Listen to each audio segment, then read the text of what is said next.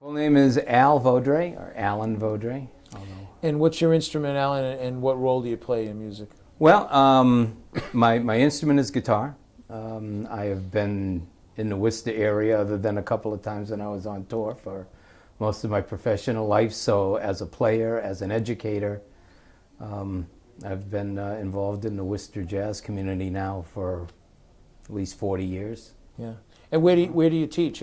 I'm instrumental music director at Worcester Academy, and I'm also adjunct here at WPI. I teach history of American popular music here every C term. Good. So, where are you from, and where are you currently living? well, born in Worcester, Hanneman Hospital, which no longer exists, and right now I'm living in Spencer. As I said, working Worcester Academy and freelancing, do a lot of theater work, do a lot of playing around, just as much as I need to, as much as I can right now. It's tough to juggle, right? Yeah. Well, you mentioned you're playing right now. What particular bands? They have band names, or is it Well, you know, freelance? we've always done the organ quartet, myself and Gene. Gene Wallace, Hammond player, and actually we were the first live music in Ralph Steiner back in I think '76 or '77. And that quartet was myself and Gene Wallace on organ, Jimmy Allard on tenor and alto, and George DeLomo, who's still playing around. Yeah. He lives out in Brookfield now. And we all on miss drums. Yeah, and then that was Bop and Pop. Yeah.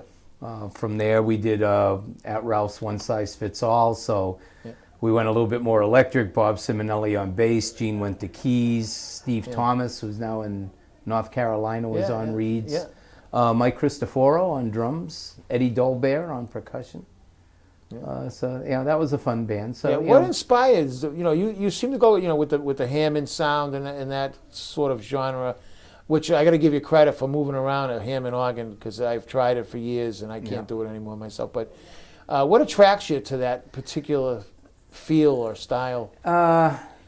It's the music that sets my heart on fire. There's something about a sound of a Hammond that there's just no other instrument like it, and you know that. Yeah. Just the way, especially when, with a player like Gene, who just has a strong, left hand, kicks pedals as well. There's just a fluidity and an openness to the groove that is just unparalleled in any other type of jazz. Yeah. Who are some of your influences? Oh, let's see.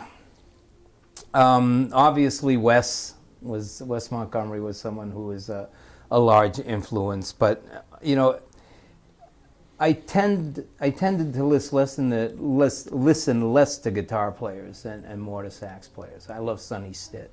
But all of those organ groups like Jack McDuff worked with George Benson. Jimmy Smith and Wes, Charles Erlin, Melvin Sparks, let's see, Grant Green, so those guitar players, who did a lot of organ stuff. I listened to a lot of organ players, horn players, definitely, Sonny Stitt, Freddie Hubbard, Stanley Turrentine. Right. Those real soulful players, And I think that's what I always gravitated towards. As an educator, how can we reach a broader audience with jazz or for jazz? That's a tough one because, jazz does really well in the educational setting. My kids get a chance to play more than I do. But it's just the fact that our society at this point in time is just not placing the importance on jazz. You talk to most jazz musicians. I remember having a chat maybe about 5 or 6 years ago with Mike Stern. Mike and I were at Berkeley at the same time when I went back for my ed degree, and used to go down to 1369 and see him all the time. And I ran into him when I was in the city a couple of years ago, and basically, he was playing this place called Scott's on I can't remember, it was like 84th or something like that, a little hole in the wall. He made like $70.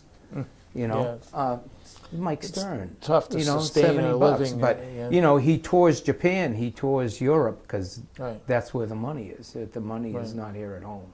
Yeah, that's You know. unfortunate. And so, as far as jazz education, I think that is doing really well. But how do we, you know, what happens to these musicians that we train who leave here?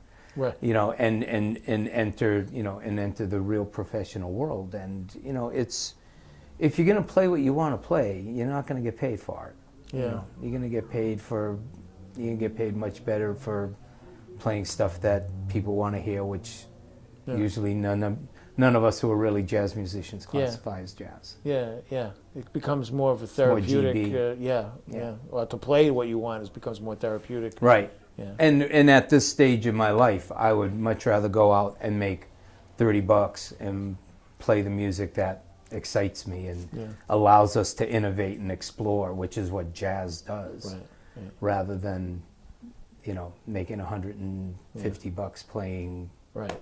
Ipanema, not to put that stuff down, but you know what I mean. Yeah, absolutely. You know, Yeah.